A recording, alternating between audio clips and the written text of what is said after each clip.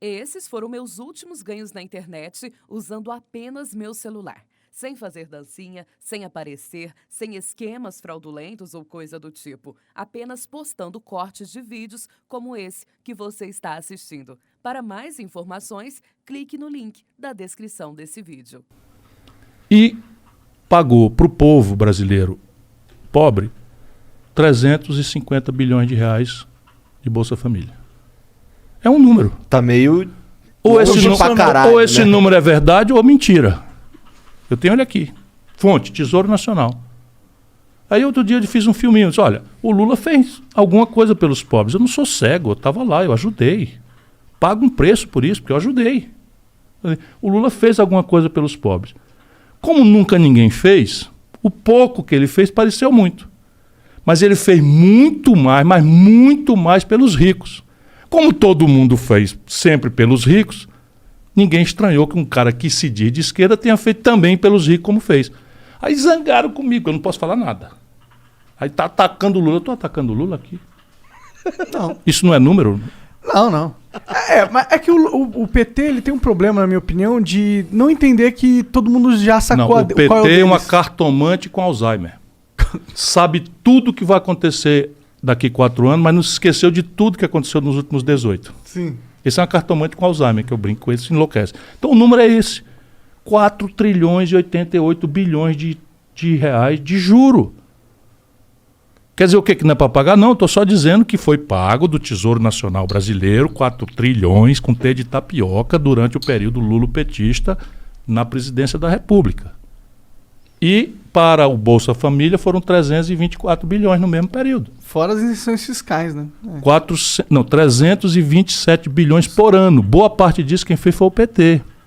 Só Vou dizer aqui, ó. 10 anos de Bolsa Família. Aí ficam zangadíssimos, porque eu trago os números. E é o seguinte, eu não estou falando para olhar para o passado a gente não dá jeito. Estou pensando no futuro. Qual é a ideia? O que ele quer fazer que ele, tendo tido 4 eleições, não fez? O Brasil tem o pior sistema tributário do mundo sob o ponto de vista de injustiça, de regressividade. Dei alguns números para vocês. E eu cobrei 35% de imposto de renda. Eles revogaram. Fernando Henrique e o Lula manteve revogado e a Dilma. Eu cobrei imposto sobre lucros e dividendos empresariais. Só nós e a Estônia não cobram, o Lula não cobra, o Fernando Henrique parou, acabou. Ou isso é verdade ou mentira. Pode crer. Vai no Google, irmão. É. O Murilo J. Silva mandou aqui.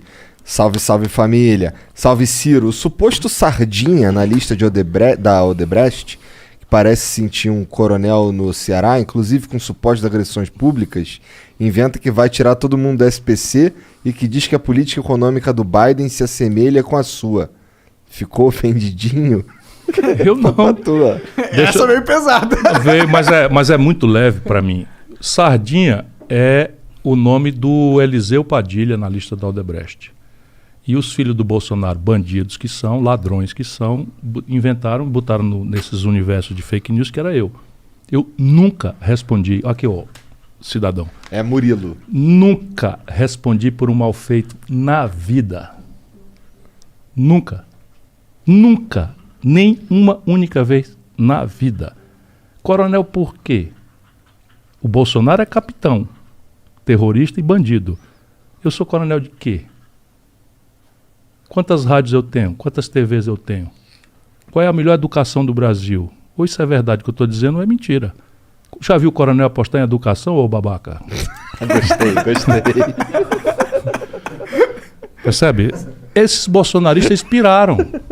Então, para discutir comigo é outra coisa. Eu tirar o nome do SPC, a gente faz isso todo mês no Ceará. Deixa eu explicar. O motor mais importante para puxar o PIB brasileiro, que está há 10 anos parado, é o consumo das famílias. Aprende aí, ô mongoloide. Né? O consumo das famílias responde por 60% do puxar o PIB. O consumo das famílias vem de salário, emprego e crédito. Salário e emprego são os piores da história do Brasil com o Bolsonaro. Os piores da história do Brasil. Isso não são números. 14,8 milhões de brasileiros desempregados, 6 milhões de pessoas que estão desalentadas. Desistiram de procurar emprego. E a maior informalidade da história. O único lugar que é alcançável para restaurar o consumo das famílias é o crédito. E o crédito está colapsado. Não foi o Bolsonaro. O Bolsonaro está só piorando. Mas tem 63 milhões e 700 mil pessoas, o último número que eu peguei no SPC, eu estudo muito, com o nome negativado. Eu posso fazer uma política pública. Como? Eu pego esse cidadão, faço uma mediação para descontar os abusos que um consumidor desprotegido do Brasil tem diante das aberrações que esses canalhas que nos governam há 30 anos produziram. 5 bancos controlando 82% das transações financeiras. É uma estratégia de renegociação de dívida e você faz no agregado, porque você vai ter muita gente, você tem mais força. Aprendeu? Então é o seguinte, eu chamo o PROCON do Ceará, faz isso. Nós experimentamos, então chama, chega, roda a fila. A gente chama, nós temos conseguido desconto de 90%. Mas se não quiser acreditar em mim, procura o leilão do Serasa. O Serasa, depois que eu estou falando, o Serasa está fazendo leilões em que o desconto chega a 90%. Por que o povo não se livra todo com esse desconto por cento? Porque os 10% inflados por juro, multa, correção monetária, taxa de permanência, abusos absolutamente criminosos que só no Brasil acontece, o povo não tem os 10% para pagar. O que eu estou propondo? Que a Caixa Econômica e o Banco do Brasil financiem esses 10% com prazo compatível e com juro decente. É simples de fazer, muito fácil de fazer. Mas não é um problema a gente acabar com o sintoma sem acabar com o que causa ele, no sentido que... No projeto Nome Limpo, que eu apresentei com detalhes, eu propus que cada um sofresse um esforço de educação financeira. Para que as pessoas saíssem dali pelo menos com esse ganho de se planejar. Porque o que acontece no Brasil? A teoria econômica diz que se você encarecer o juro, você diminui a demanda e a inflação cai. Por quê? Porque a demanda é o dinheiro que você tem mais o crédito que você tem na praça. Então, se eu encarecer o crédito, as pessoas, teoricamente, nos livros de Chicago, que não conhecem o Brasil, não iriam fazer o crédito. Só que no Brasil descobriram, anos a fio de inflação e abuso de juros há 26 anos, os mais altos do mundo, né? Descobriram o quê? A Casa Bahia, não sei quem, que são bancos. Eles descobriram que a população quer ter a geladeira e não pode comprar. Então, o que ele faz? Ele vende 2 ou 3 geladeiras e entrega uma, o resto é juro. Aí a população faz o quê? Se a prestação cabe no meu bolso, no fluxo, pouco me importa que eu vou ter 20 vezes para pagar, porque no fluxo eu só vou ter geladeira se eu pagar. Uhum. E aí ele compra um micro-ondas por 500, 600. Isso tudo eu estudei muito. Não sou Bolsonaro não, que é um babaca analfabeto completamente. E não é porque eu sou dono da verdade, é porque eu me cerco de gente competente, ao contrário deles que só se cercam de bandido. Só se cerca de bandido. Vamos conversar sobre corrupção no governo Bolsonaro? Eu tenho aqui algumas histórias que não saem na imprensa. Por mim, manda aí. Mas vamos lá, como é que funciona? Então o camarada compra um micro-ondas. Compra um micro-ondas que vale R$600, aí compra isso em 24 meses. Para ser 24 meses, quanto é o juro do crédito pessoal no Brasil? 200%. Então eu na verdade, estou vendendo um micro-ondas e cobrando 3. Aí o cara pega a prestação. R$50, 35, 45 reais que cabe no bolso. Sem geladeira. Isso. Aí vai chegar ali pelas tantas, perdeu o emprego. Aí não deu conta de pagar. Aí o que a Casa Bahia faz? A financeira, que a Casa Bahia já descontou com ela o negócio, a financeira mete juro, multa, taxa de permanência. E aquilo, a dívida de R$600, o cara pagou 200, virou 1.500. Se não consertar isso, não tem saída. O PIB não cresce. 60% de que puxa o crédito. A propósito, idiota, o Bolsonaro mandou a Caixa Econômica fazer o que eu propus. Ah, é? Que bom. Só que é muito pequeno, mas está mandando fazer. Só para o babaca aí ficar sabendo que é muito mais bobo do que supõe. Então, bolsonarista comigo é no pescoção, não tem conversa. Vou perguntar essa aqui olhando para ela. O que tem de corrupção aí, cara? Braçada. Corrupção de braçada. Anota aí, como é o nome do Murilo? Murilo, teu presidente é bandido, é ladrão, chefe de quadrilha. Vamos lá. Número 1. O Bolsonaro mandou vender 3 bilhões de reais da carteira de ativos do Banco do Brasil para o BTG, um banco particular, por 370 milhões, sem licitação. Caralho. Assim como eu acabei de dizer. O Banco do Brasil foi fundado por Dom João VI, nunca fez essa operação desde então. O Banco do Brasil tem uma subsidiária encarregada de recuperar créditos de liquidação fora do prazo e tal. Existe a empresa para isso. O Bolsonaro, a primeira vez na história, desde Dom João VI, pegou 3 bilhões de reais de cheque predatado, promissória e tal, e entregou para o BTG por 370 milhões de reais. Não sei se foi por que não foi 200, nem por que não foi 500. Ninguém sabe, nem quer saber. E eu denunciei, e o procurador do procurador do Tribunal de Contas fez a representação, está sendo examinada. E o Bolsonaro tirou o cara, presidente do Banco do Brasil. Mas a negociata está feita. O Bolsonaro vendeu a BR Distribuidora subfaturada escandalosamente. Vendeu o controle sem valorar o controle. Pegou o preço das ações, é tudo negociata de 4.0. De gente que entende o mercado e sabe os buracos da lei brasileira, mas isso aqui tudo é corrupção grossa. Quando você vende ações de uma empresa, elas têm um preço de varejo na Bolsa. Então, a ação do Banco do Brasil hoje está valendo R$ 28,30, caiu 1%, subiu 2% e tal. Quando você vende o controle, essas ações têm que ir para um leilão, porque elas têm um sobrevalor muito grande, porque você não está mais vendendo o varejo, você está vendendo o controle da empresa. A partir daí você fica com o avião da empresa, você fica com os fringe benefits da empresa, que são pagamento de mordomia, o valor dos salários dos executivos, o prolabore, você muda o controle. Então, toda a operação que vende o controle, o valor das ações é outro, muito maior do que o valor da ação do dia a dia. O Bolsonaro vendeu as ações da BR Distribuidora com o controle pelo preço do varejo. Caralho. Eu denunciei, ele demitiu o presidente da Petrobras, mas tem mais um. Caralho, cara. A Petrobras é uma empresa de gás, óleo e gasolina. Confere? O meio de transporte mais eficiente para gasolina, gás e óleo é oleoduto, gasoduto, tubos. Então aquilo é um meio de transporte. Então a Petrobras tem uma refinaria em Cubatão e tem a distribuição da gasolina em São Paulo. Em vez de ficar um monte de caminhão subindo a coisa, ela fez um oleoduto. Tá certo? Só quem usa é ela, porque o gasoduto sai da porta da refinaria dela para a distribuição dela aqui. Pois bem, venderam os oleodutos, os gasodutos, por um valor que é equivalente ao aluguel desses mesmos gasodutos que ela deu para quem comprou de 3 anos.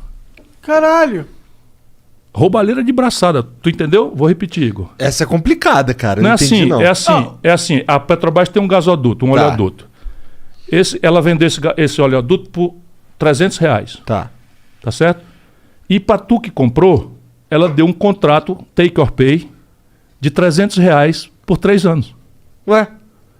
Então, quem pagou o dinheiro para a empresa particular, que ninguém sabe quem é, nem por que preço foi esse, simplesmente pagou com o dinheiro que a Petrobras pagou para ela de 3 anos de aluguel. E daqui para frente é dela para sempre. Que doideira, Caralho, cara. eu quero um negócio desse. Quem que não quer? Porque com um ativo desse, com um recebível desse, você converte imediatamente em qualquer banco. Se eu tenho um contrato da Petrobras dizendo que 3 anos de aluguel estão garantidos, eu pego esse contrato e liquido no banco. Qualquer banco me empresta esse dinheiro e eu pago. Ou seja, tu e eu podíamos ter comprado esse gasoduto. Deu um molinho aí. Molinho. Tô dizendo é roupa. A gente não era amigo do Bolsonaro, Mas pô. tem mais outra. Manda, Bolsonaro, pessoa física, ele cidadão Bolsonaro, reuniu Paulo Guedes e 3 generais na sua sala de 17 e 30 minutos do dia tal, porque isso está na agenda. 17 minutos depois dessa reunião, uma aposta completamente fora de qualquer padrão, porque você tem um padrão. Eu fui ministro da Fazenda e a CVM tem esses padrões. Então é o seguinte, operação futura de compra e venda da Petrobras, vamos lá, que foi o caso. 42 mil operações há 2 anos, em média. Nesse dia, 17 minutos depois da reunião do Bolsonaro com Paulo Guedes e 3 generais, dentro do Palácio do Alvorada, do Planalto, Desculpa. aquela média de operações, eu não tenho os números exatos, mas deu 1.200. Alguém apostando com 160 mil reais que as ações da Petrobras no dia seguinte iam cair 20%, ela só subia. E o cara apostou que ia cair 20%. Aí o Bolsonaro sai da coisa e anuncia que vai demitir o presidente da Petrobras e a ação cai 20%.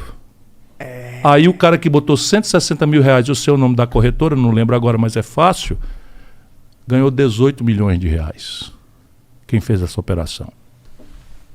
A roubalheira, meu irmão, é de braçada. Isso é informação privilegiada, né? E vocês vão divulgar porque a grande mídia não divulga. Cara, eu não sabia disso. Eu acho isso absurdo. Que Eu bom já que você disse falou, isso pra mano. muita gente. Isso aqui tudo é o seguinte, ou isso é verdade ou eu tenho que ser processado, concorda? Concordo. Se tu tá falando e não quer ser processado, deve ser verdade. Eu sei que é verdade. Pô. Eu acredito que é verdade. Eu tô também te acredito, falando, não o tenho Bolsonaro dúvida, não. pessoalmente mandou o exército comprar e eu tenho os números, também tem uma representação no Tribunal de Contas. O lance da Lucas cloroquina. Furtado é o procurador, 700% de superfaturamento. Todo mundo vai ver isso na CPI agora. É, isso aí é corrupção. Esse Flávio Bolsonaro comprou uma mansão de 6 milhões de reais agora em Brasília. Na Brasília, tu conhece o plano piloto? Não. Aí tem um lago e o avião, Aham. e na ponta do avião tem um lago, que é o lago, esse lago é artificial, e tem as mansões do Lago Sul.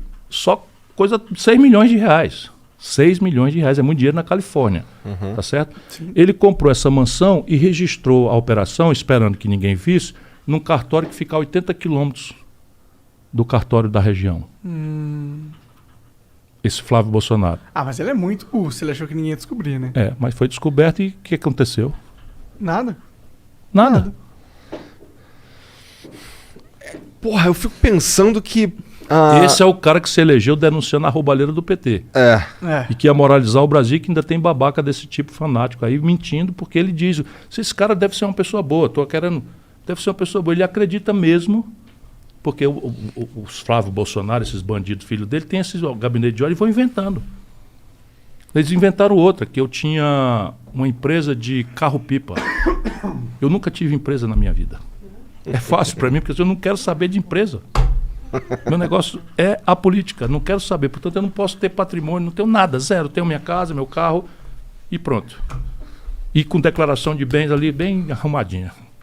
Bolsonaro tem 15 milhões de reais de patrimônio imobiliário, tendo sido um capitão do Exército e um político. Não condiz, né? Não condiz.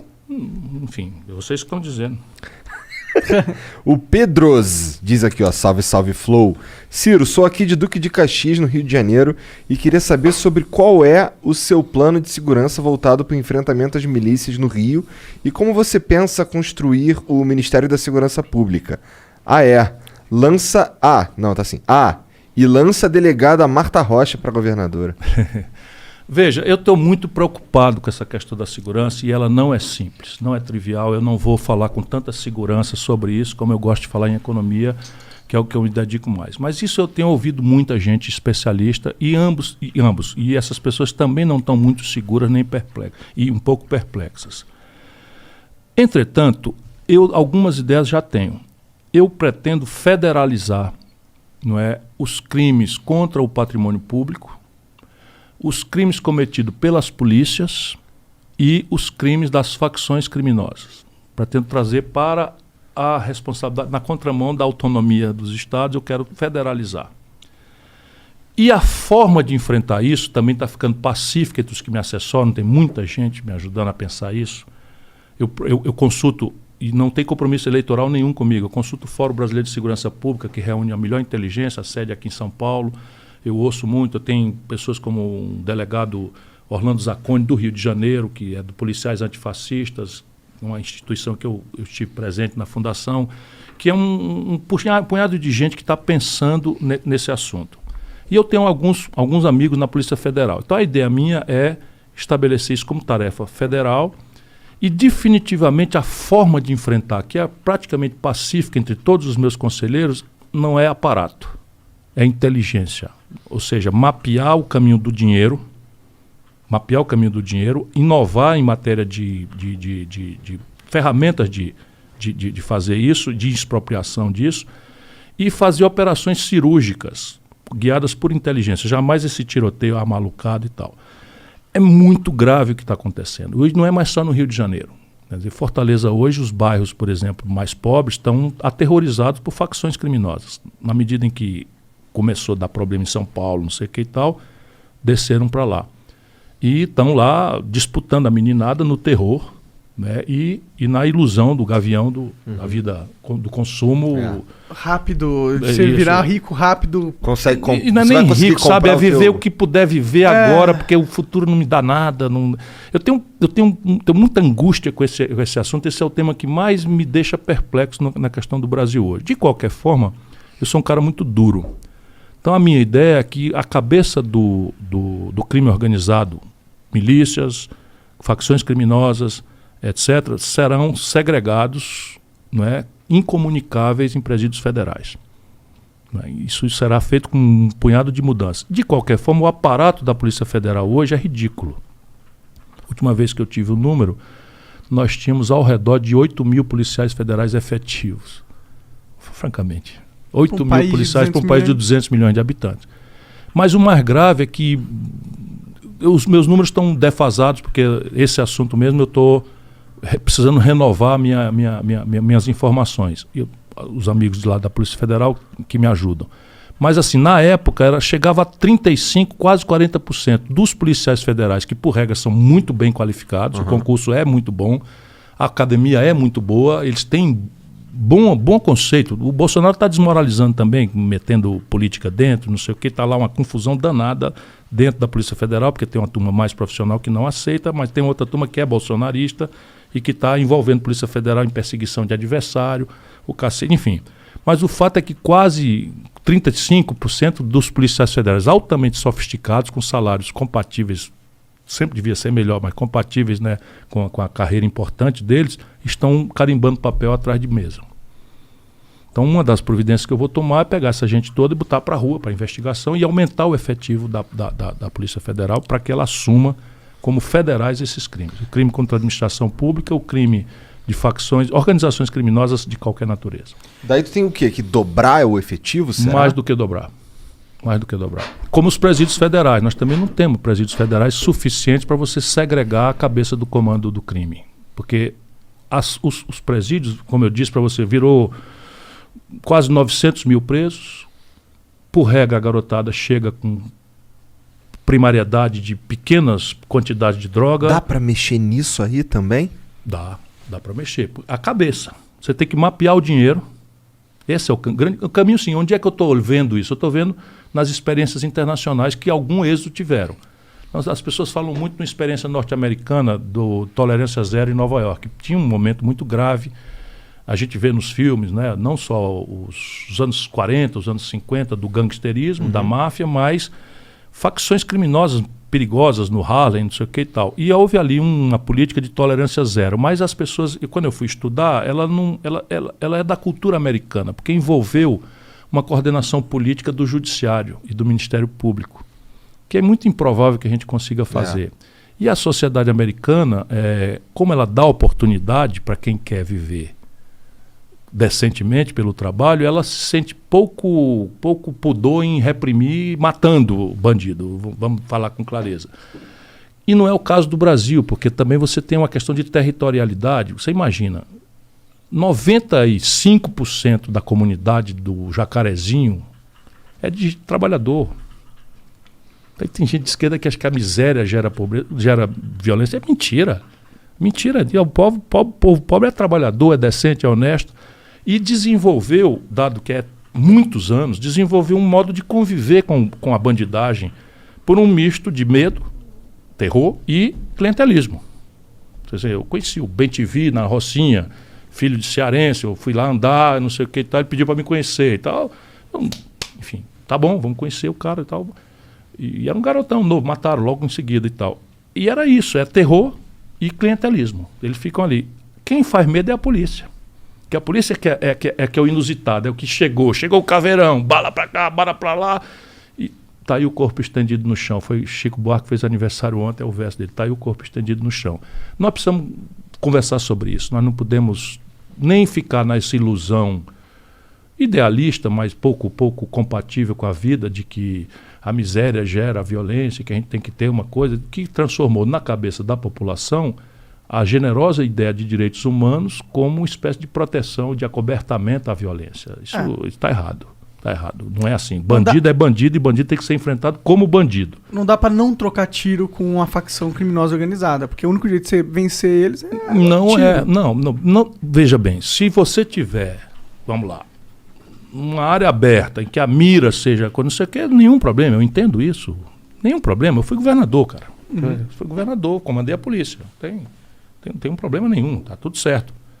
Antes que morra um policial decente, que morra o bandido se ele tiver na condição de legítima defesa ou estrito cumprimento do dever legal, está tudo certo, não precisa mudar lei nenhuma, a lei já é assim e tal. Só que na territorialidade brasileira, a favela é uma espécie de feudo no passado. Eles sabem disso, então você não pode entrar atirando.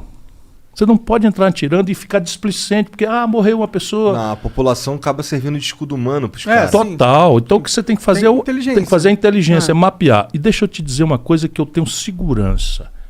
O chefe do tráfico não mora na favela. Ah, sim. Mora na Paulista. Mora lá no Alphaville de Fortaleza. Sabe? Mora lá, frequenta então, os restaurantes. Lá no Congresso, então. Tem também. Não prenderam, não pegaram um helicóptero com o avião do Bolsonaro.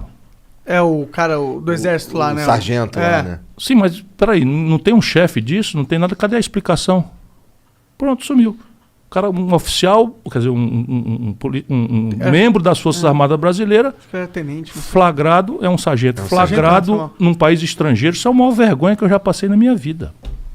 No avião do presidente, da comitiva do presidente. Tenha paciência. E tinha um esquema lá, porque essa não foi a primeira vez que É isso que eu estou dizendo. Tem um esquema. Cadê os grandes? Quem foi pego? Ninguém. Ninguém sabe de nada. Abafa. Pois é, né? Bolsonaro.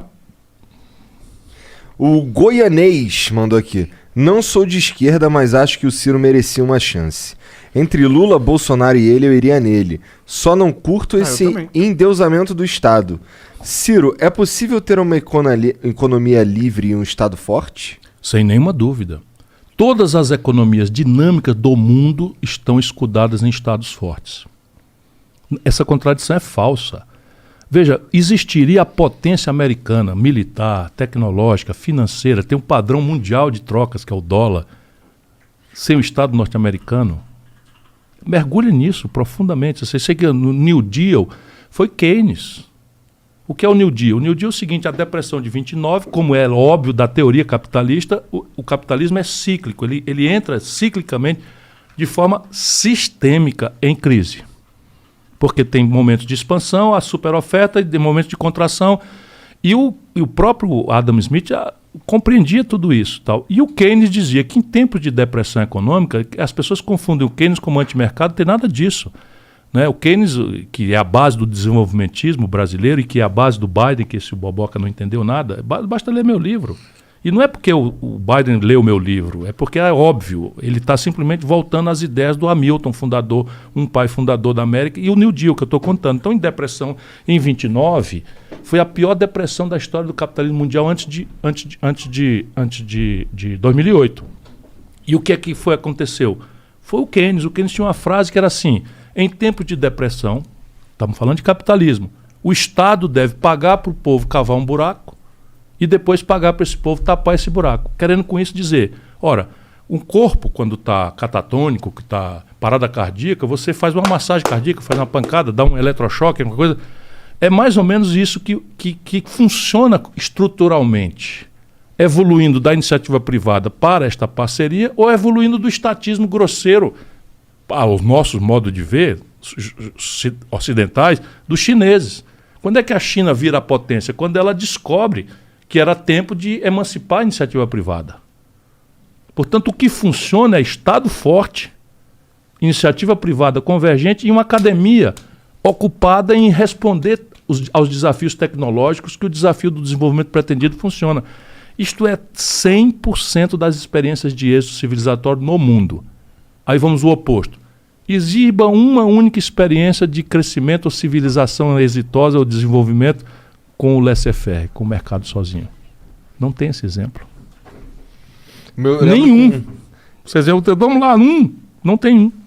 Eu tive um professor de história no ensino médio que o exemplo é meio bosta, mas ele disse que o Hitler, na Alemanha, na época antes da guerra, ele fez algo parecido também. O povo estava fudido, ele mandava desmanchar prédio para construir de novo. Veja, o Hitler é a Segunda Guerra Mundial e o Hitler são produto da Primeira Guerra Mundial mal resolvida. Sim.